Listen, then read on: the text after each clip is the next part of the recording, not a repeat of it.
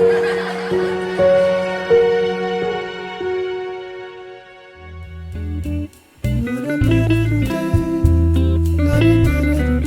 guys, welcome back to our channel. It's me, Eric, one of the education specialists for Easton Learning and Life Center, and we are back for another video.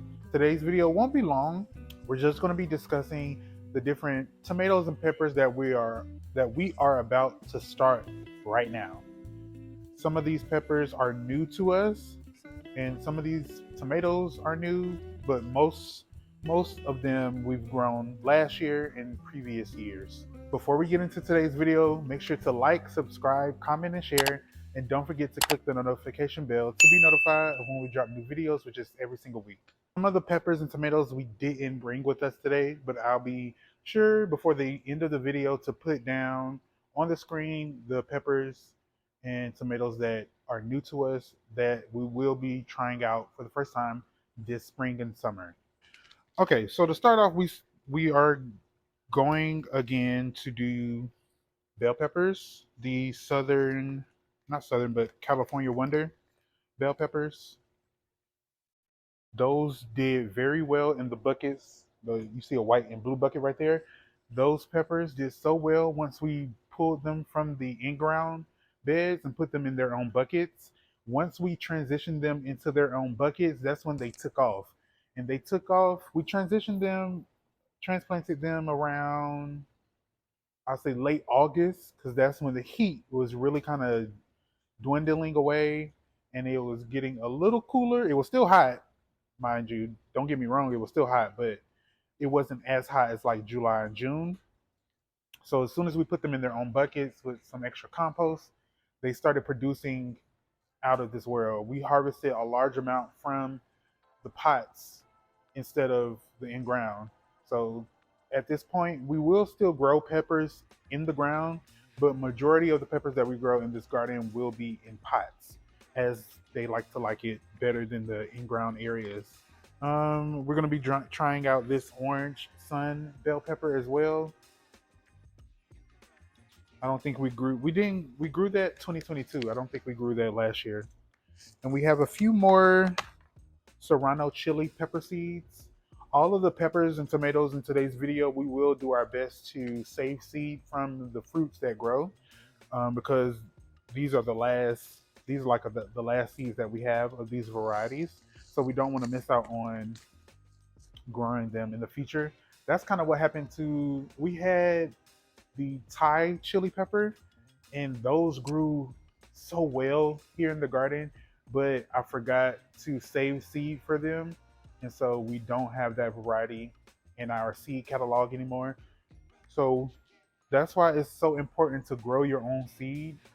In the process of being sustainable in your garden, saving seed will allow you to save money, but also continuously have that same variety that you like in your garden for all time.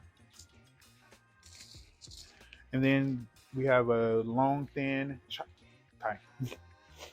we have the hot, long, thin cayenne pepper and our pepper, sweet and pretty and sweet pepper. This grew very well. The peppers didn't get as big as the ones that you see here on this picture, but hopefully by us growing them specifically in the pots, the peppers that grow will be super huge. I know when we grew our banana peppers, which is another pepper I didn't save seed from. Oh, yes, I did. Here we go. We saved seed right here. Our banana peppers, our hot banana peppers. Hopefully these seeds do well and grow. I already see some of them are bigger than other ones. So we're going to try our best to planting the biggest seeds from this bunch. And then we have a bunch of bell peppers, jalapenos, and salsa blend peppers that we saved ourselves. So again, save your seeds. For tips on how to save your seed, make sure you check out this video here. We did a short demonstration on the purpose of saving your seed and how to save your seed when it comes to different vegetables. Okay, so we have some more tomato seeds that we saved ourselves. It's only 2 seeds left in this little pack. This is from 2022, our black cherry tomato seeds. And then we have these black cherry tomato seeds that we saved from 2023 last year. We have some yellow patio choice seeds that we saved as well.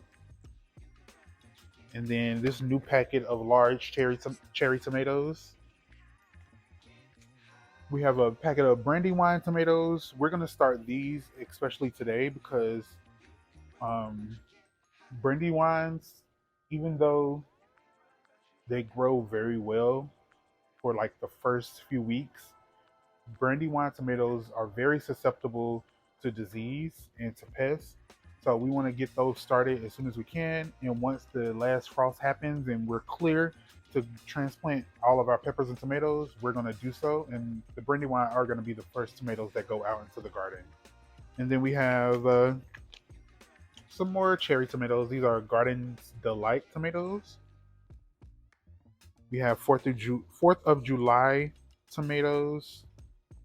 I really like this variety of tomato. I also like what's the name of that one? Um, Cloudy Day tomato.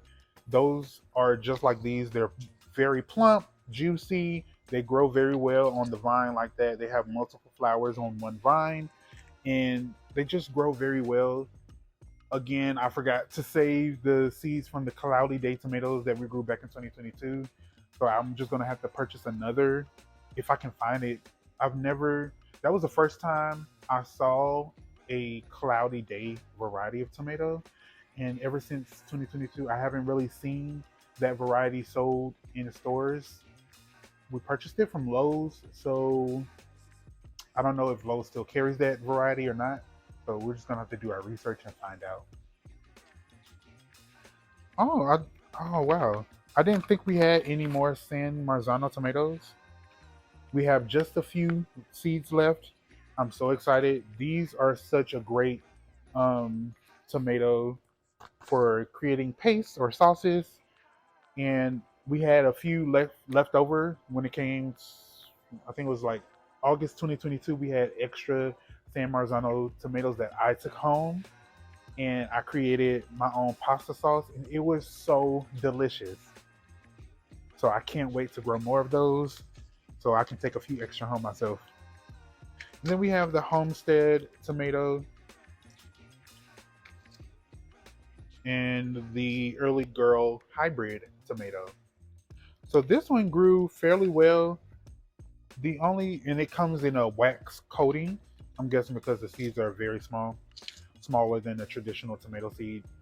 But those grew well, and the reason why I'm starting now some seeds is last year, for some reason, for me, I don't do well when it comes to actually planning out, strategically planning out the seeds that the students are going to grow and how many plants they need to grow and create a set amount of plants that are growing at certain interval times,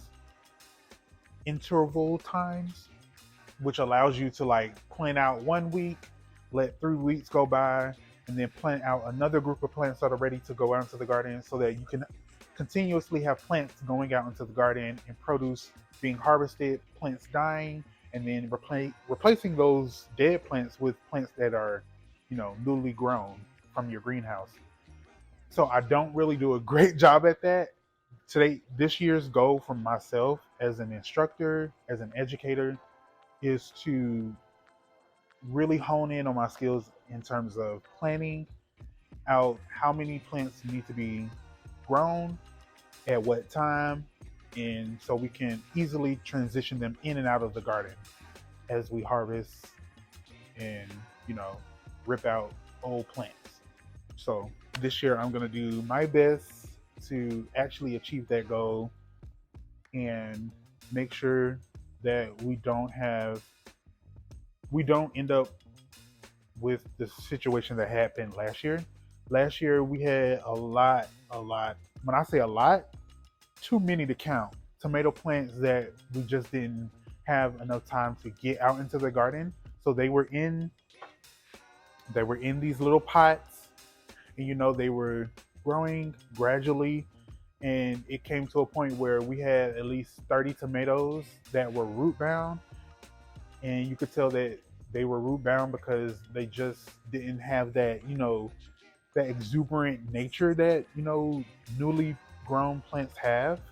And they were turning yellow, they were becoming spindly, they were just out of whack. And we still put them in the garden, but they took forever to actually grow produce, and some of them never grew one tomato at all. So we don't want that to happen this year because that's literally a waste of a tomato seed, and we don't have tomato seeds to waste.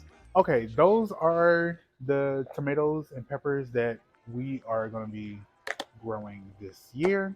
Here are some extra peppers and tomatoes that I don't have with me right now, but we are growing them, and we are excited to see like the way they taste, the way they grow, because every tomato plant is different, every variety is different, and when you're introducing them into your garden, every experience with a tomato plant or pepper plant or any plant for that matter is going to be different. So we're excited to see how this goes this year. And let us know in the comments what tomato varieties and what pepper varieties you're growing this year. Maybe we can try them out ourselves in this garden. But again, let us know. Make sure to follow us on our social media channels. We can be found on Facebook and Instagram at EBLLCINC and on TikTok at Project Grape. Make sure to subscribe before you leave. Thanks again for watching this video, and we will see you all later in the garden. Bye.